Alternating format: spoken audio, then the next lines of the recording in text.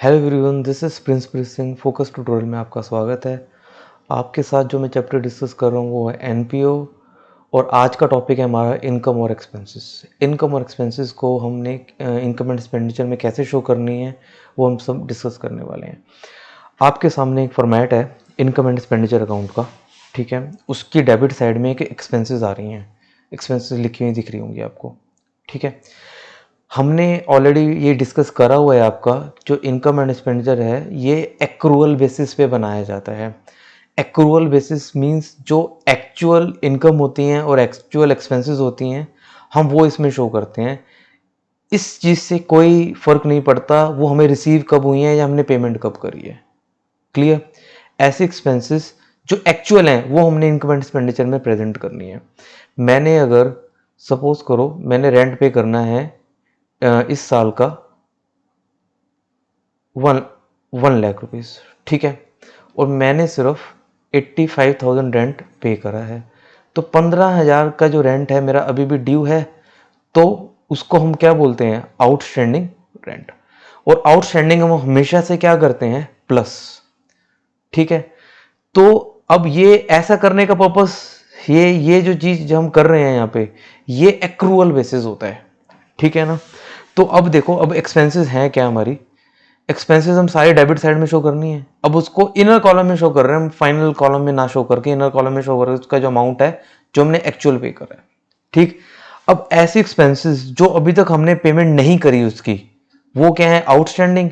तो outstanding expenses हम कर रहे हैं प्लस। आपके सामने अगर मैंने 1 लाख रुपए देना था एक्सपेंस का और मैंने सिर्फ 85 दिए हैं, 15,000 मैंने अभी तक नहीं दिए, तो 15,000 आउटस्टैंडिंग है। तो आउटस्टैंडिंग जो है एक्सपेंस वो मैं एक्सपेंसेस में ऐड कर लूंगा क्योंकि मेरा टोटल जो खर्चा है वो 1 लाख का है। तो इनकम एंड एक्सपेंडिचर में 1 लाख की एक्सपेंसेस है वो शो की जाती है। एग्जाम्पल के तौर पर मैंने 1 लाख बताया आपको, ठीक है। सेम कई ऐसे खर्चे भी होते हैं जो हमने लास्ट ईयर की पेमेंट मैंने इस साल कर दी है। मैंने लास्ट ईयर का रेंट मैंने इस साल अगर पे करा है तो हमारा इस साल का खर्चा नहीं है, तो ओपनिंग जो आउटस्टैंडिंग है वो मैं इसको कर देता हूं माइनस, ठीक। सेम अगर मैंने, अब देखो कई बार ऐसा होता है कि कुछ एक्सपेंसेस हम होते हैं जो हम एडवांस में पेमेंट कर देते हैं। मैंने इंश्योरेंस देना था 10,000 का, ठीक है। बट मैंने इंश्योरेंस की जो पेमेंट की है वो है 12,000 रुपये की इस साल। तो 2,000 रुपये मैंने एडवांस में दे दिया, मेरा इस साल का खर्चा तो नहीं है। तो एडवांस जो होता है उसको हम कर देते हैं माइनस। क्लियर। तो सेम अगर कोई ऐसा खर्चा जो मैंने लास्ट ईयर पे कर दिया होगा बट हमारा खर्चा तो इस साल से रिलेटेड है तो उसको हम करेंगे इसमें plus. Okay, clear. Income and expenditure account जो है वो हमारा एक्रूअल बेसिस पे बनाया जाता है। इस साल से रिलेटेड इनकम और एक्सपेंसेस हैं वो सारी हम इनकम एंड एक्सपेंडिचर में शो करते हैं, ठीक। ये मैंने अपने मैक्सिमम पॉसिबल जो चीजें हैं वो मैंने आपको बताई हैं। आउटस्टैंडिंग हम क्लोजिंग करते हैं प्लस, आउटस्टैंडिंग क्लोजिंग हम करते हैं प्लस, आउटस्टैंडिंग ओपनिंग करते हैं माइनस, एडवांस क्लोजिंग हम करते हैं माइनस और एडवांस ओपनिंग हम करते हैं प्लस। क्लियर। इसी तरीके से ये इनकम एंड एक्सपेंडिचर में एक्सपेंसेस की प्रेजेंटेशन है। सेम अगर मैं इनकम पे लेके आऊं उसके लिए भी सेम यही कॉन्सेप्ट चलेगा। अब आपकी स्क्रीन पे देखो एक इनकम साइड में प्रेजेंटेशन आ रही होगी इनकम एंड एक्सपेंडिचर की। मेरे को एक्चुअल इनकम जो रिसीव हुई हुई है वो मैंने क्रेडिट साइड में डाल दी इनर कॉलम में, ठीक है। एक्चुअल रिसीव जो मुझे इस साल मिलनी थी अभी तक नहीं मिली, आउटस्टैंडिंग क्लोजिंग उसको हमने प्लस करा। आउटस्टैंडिंग ओपनिंग जो लास्ट ईयर से रिलेटेड थी बट रिसीव हमें इस साल हुई है उसको हमने माइनस कर दिया। सेम जो मैंने इस साल का खर्चा मैंने पे कर दिया नेक्स्ट ईयर के लिए, एडवांस क्लोजिंग हमने कर दिया माइनस और एडवांस ओपनिंग हमने कर लिया प्लस। ये सेम कॉन्सेप्ट है।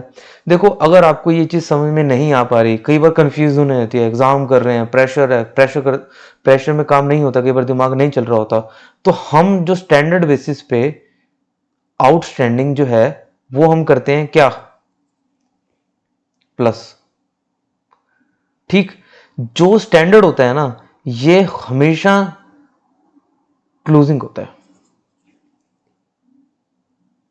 क्लोजिंग हम प्लस कर रहे हैं तो जो आउटस्टैंडिंग ओपनिंग है वो हमने करना है माइनस, ठीक है ना। अगर मैं दूसरा लेके चलूं, मैंने एडवांस पेमेंट करी है, एडवांस मतलब नेक्स्ट ईयर के लिए पे कर दिया, तो वो क्लोजिंग है, उसको हमने करना है माइनस। तो सेम एडवांस ओपनिंग का क्या होगा, प्लस। ये दो चीजें आपको याद रखनी है, अगर आपको नहीं होता तो आप इसका रट्टा भी मार सकते हो। आउटस्टैंडिंग क्लोजिंग प्लस करना है, ओपनिंग ऑब्वियसली माइनस होगा। एडवांस क्लोजिंग हमने माइनस करना है, ओपनिंग हम करेंगे प्लस। ठीक है। इनकम एंड एक्सपेंडिचर में सिर्फ करंट ईयर से रिलेटेड इनकम और एक्सपेंसेस आती हैं, नेक्स्ट ईयर और लास्ट ईयर दोनों को हम उसमें से हटा देते हैं। ठीक है। अब देखो नेक्स्ट जो चीज है, इनकम एंड एक्सपेंडिचर में जो गुड्स आ रहे हैं, यहां पे मैंने एक टाइटल डाला हुआ है, consumption of stock. Consumption of stock, consumption का मतलब क्या होता है, यूज कितना हुआ है, कंज्यूम कितना हुआ है। इनकम एंड एक्सपेंडिचर में एक्चुअल में जो खर्चा होता है ना हमारा, एक्चुअल में जो कंजम्पशन होती है वो हम यूज करके चलते हैं। कैसे, जैसे सपोज करो मेरे पास मेरे पास एक लाइब्रेरी चल रही है जिसका मैं एनपीओ बना रहा हूँ। ठीक है। अब उस लाइब्रेरी में लास्ट ईयर कुछ स्टॉक था। अब लाइब्रेरी में स्टॉक किस चीज़ का हो सकता है, हमारा बुक्स का होता है। मेरे पास ओपनिंग बुक्स पड़ी हुई थी। बुक्स वैसे फिक्स एसेट होती हैं, ठीक है, तो हम कंजम्पशन के तौर पे हम रजिस्टर और पेन ले लेते हैं। रजिस्टर और पेन हम वो लेके चलते हैं। लास्ट ईयर मेरे पास स्टॉक पड़ा हुआ था 10,000 का रजिस्टर और पेन का। ठीक है। इस साल मैंने 25,000 का स्टॉक और खरीदा, तो साल के एंड में मेरे पास रजिस्टर और पेन है, वो कितने होने चाहिए थे, 35,000। बट लास्ट में मुझे पता चला मेरे पास सिर्फ 2,000 रुपए के रजिस्टर और पेन है, वो अवेलेबल है। तो बाकी 33,000 के क्या हो गए हैं, कंज्यूम हो गए हैं, यूज हो गए हैं। तो जितना कंज्यूम हुआ है ना वो हम प्रेजेंट करते हैं। इनकम और एक्सपेंसेस ये अलग कैसे है, इनकम और एक्सपेंसेस जो हमने पे करी वो खत्म हो जाती हैं, या रिसीव करी वो उसका बेनिफिट मिल जाता है हमें। बट जो ये 2,000 रुपए का जो स्टॉक पड़ा हुआ है मेरे पास, इसको तो मैं रीयूज कर लूंगा, ये तो दोबारा काम में आ जाएगा मेरा। मैंने इस महीने सपोज करो मेरी शॉप में एक लड़का काम करता है, तो वो उसको मैं 10,000 रुपये मंथली पे करता हूँ। ठीक है। और इस मंथ ये हमारा दिवाली का महीना हो गया सपोज करो, और उसमें 6 छुट्टियां हो गई हैं, तो ऐसी कंडीशन में मेरे को सैलरी उसको पूरी पे करनी पड़ेगी। और उसका फायदा मैं ये नहीं कि उसको कहूंगा जो 4 दिन तेरे छुट्टे हो गए उसके मैं अगले महीने तेरे से काम कराऊंगा, ऐसा तो नहीं हो सकता। बट गुड्स में क्या होता है, जो गुड्स मेरे पास बच गए, ये 2,000 रुपए के मेरे पास पेन पेंसिल रजिस्टर ये बच गए, इसको मैं नेक्स्ट टाइम दोबारा यूज कर लूंगा। तो इसलिए इनकी कंजम्पशन लेके चलते हैं, उनका एक्चुअल खर्चा लेके चला जाता है, एक्चुअल इनकम कंसिडर करी जाती है, इसमें सिर्फ कंजम्पशन लेके चली जाती है। ठीक है। मेरे पास ओपनिंग स्टॉक जितना था, पहले जितना स्टॉक पड़ा हुआ था, प्लस मैंने कितना खरीदा, माइनस कितना अभी भी पड़ा हुआ है, जो बच गया, जो मतलब यानी जो बचा हुआ वो हटा के जो नेट रिजल्ट आया, ये हमारी कंजम्पशन ऑफ स्टॉक होती है। ठीक है।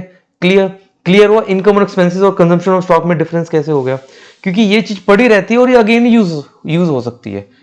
ओके, क्लियर है। बट अब देखो जो कंजम्पशन ऑफ स्टॉक होता है ना, उसमें हमेशा हमारे पास परचेज नहीं होता,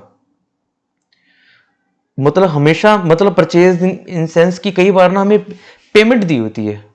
अब देखो, अब जो अगर हम कोई चीज परचेज कर रहे हैं, अब ये नेसेसरी तो नहीं है कि मैं उसकी पेमेंट भी कर रखी हो मैंने उसकी, ऐसा भी हो सकता है मैंने उसकी पेमेंट नहीं करा हो अभी तक। तो ऐसी कंडीशन में ना स्टॉक अकाउंट और क्रेडिटर अकाउंट बनाना पड़ जाता है हमारा। ठीक है। अब उसका फॉर्मेट आपकी स्क्रीन पे आने वाला है, देखो सामने, ये आपके सामने एक स्टॉक अकाउंट आया।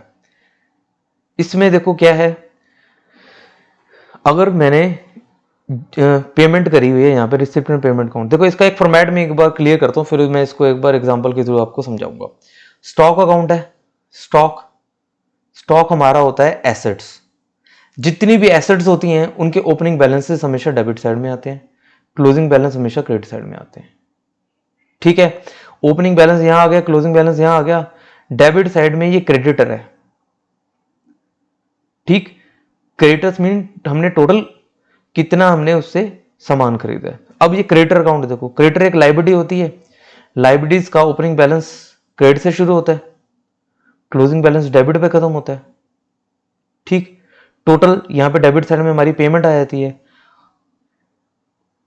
और जो बैलेंसिंग फिगर निकलती है हमारी, ये ये हम ट्रांसफर करते हैं इधर ऊपर स्टॉक अकाउंट में।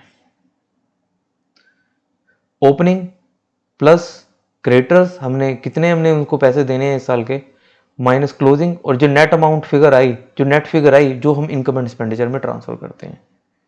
ठीक है, ये बेसिक फॉर्मेट है। स्टॉक हमारा एसेट है, एसेट्स का ओपनिंग स्टॉक, एसेट का ओपनिंग बैलेंस हमेशा डेबिट में आता है, क्लोजिंग बैलेंस हमेशा क्रेडिट में आता है। ठीक है, क्रेडिटर्स एक लाइबिलिटीज है, लाइबिलिटीज का ओपनिंग बैलेंस क्रेडिट से शुरू होता है, डेबिट पे खत्म होता है। ओके है, टोटल हमने जितनी पेमेंट करी है वो रिसिप्ट एंड पेमेंट के थ्रू करते हैं, रिसिप्ट एंड पेमेंट अकाउंट के लिए, और जो बैलेंस की फिगर आती है वो स्टॉक में हम आगे ट्रांसफर कर देते हैं। ठीक, बट कई बार क्या होता है कि कई ऐसे क्रेडिटर्स होते हैं जिसको हमें एडवांस में पेमेंट करनी पड़ती है। ठीक, तो ऐसी कंडीशन में जो ओपनिंग बैलेंस होता है एडवांस पेड टू क्रेडिटर्स, वो डेबिट में आता है और क्लोजिंग बैलेंस क्रेडिट में आता है। अगर मैंने क्रेडिटर्स को एडवांस में पेमेंट कर दी है, मैंने किसी को एडवांस में पेमेंट कर दी है, तो वो मेरे लिए क्या हो जाती है, एसेट्स, और एसेट्स का बैलेंस हमेशा कहां आ जाता है, डेबिट साइड में। ठीक, opening creditors, closing creditors, opening advance payment, closing advance payment, total payment जो बैलेंस फिगर में हमारे पास आई फिगर, जो फाइनल अमाउंट आया वो हमने ट्रांसफर कर दिया आगे स्टॉक अकाउंट के डेबिट साइड में।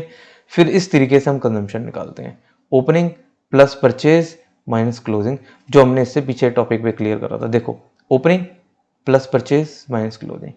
अगर मेरे पास ओपनिंग स्टॉक दिया हुआ है, मैंने टोटल कितना खरीदा हुआ है और कितना क्लोजिंग स्टॉक है, सीधा नेट फिगर में एज इट इज डाल दिया जाएगा। अगर हमारे पास ओपनिंग क्रेडिटर भी चल रहे हैं, क्लोजिंग क्रेडिटर भी चल रहे हैं, हो सकता है उनको एडवांस पेमेंट भी करी हो, तो ऐसी कंडीशन में हम अकाउंट बना लेते हैं। अकाउंट स्टॉक अकाउंट बनाया जा रहा है, एसेट्स डेबिट से शुरू होती हैं, क्रेडिट पे खत्म होती हैं, क्रेडिटर्स हमारी लाइबिलिटी हैं, क्रेडिट से शुरू होती हैं, हमारी डेबिट पे खत्म होती हैं। ठीक है, क्लियर। इस तरीके से हमारा कंजम्पशन ऑफ स्टॉक है वो कैलकुलेट किया जाता है। इसकी दो प्रेजेंटेशंस हैं, दूसरी आपको दोनों में समझ में आ गया होगा। अगर आपको सिर्फ 3 फिगर्स दी हुई है तो डायरेक्ट फॉर्मूला लगा के हम इसको प्रेजेंट कर सकते हैं। अगर हमें ओपनिंग क्लोजिंग क्रेडिटर अलग अलग दे रखे हैं तो उसके लिए हमें बनाना पड़ेगा अपना स्टॉक अकाउंट। क्लियर है। अब जो स्टॉक है, अब जो ओपनिंग स्टॉक है, ये तो हमारी क्या है, एसेट्स। तो एसेट ओपनिंग वाली जाएगी, ओपनिंग स्टॉक जाएगा ओपनिंग बैलेंस शीट में एसेट साइड में, क्लोजिंग स्टॉक जाएगा क्लोजिंग बैलेंस शीट के एसेट साइड में। ठीक है। सेम लाइबिलिटीज में क्रेडिटर्स जो हैं, ये हमारी क्या है, लाइबिलिटीज ओपनिंग वाली ओपनिंग बैलेंस शीट की लाइबिलिटीज में जाएंगी, क्लोजिंग क्रेडिटर हमारे क्लोजिंग बैलेंस शीट की लाइबिलिटी साइड में जाएंगे। ठीक है। सेम एडवांस पेमेंट अगर हमने करी हुई है, ओपनिंग एडवांस पेमेंट हमने करी है, तो ये हमारी क्या हो जाती है, assets. Opening assets opening balance sheet में, क्लोजिंग एसेट्स हमारी क्लोजिंग बैलेंस शीट में। क्लियर। आज की क्लास हम यहीं खत्म करते हैं। बाकी एनपीओ का जो नेक्स्ट क्लास में हम जो टॉपिक डिस्कस करेंगे वो है बैलेंस शीट।